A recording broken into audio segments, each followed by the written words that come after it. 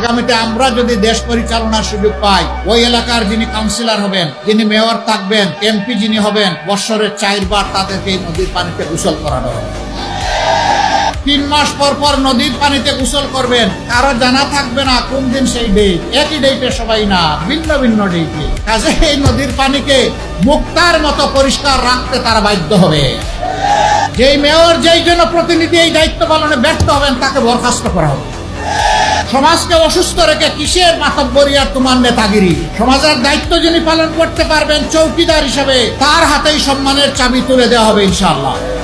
5 বছরে একবার এসে দিনে রাত্রে 24 ঘন্টা 2 হাত দিয়ে শুধু সালাম দিয়ে যাবেন। বাজারে টুপির দাম বাড়ায় দিবেন, তসবিগুলা হাতের মাঝে ঝুলবে, ওয়াক্তে বেওয়াক্তে নামাজ পড়া শুরু করবেন, জিতা বাপেরও কবর জিয়ারত করবেন।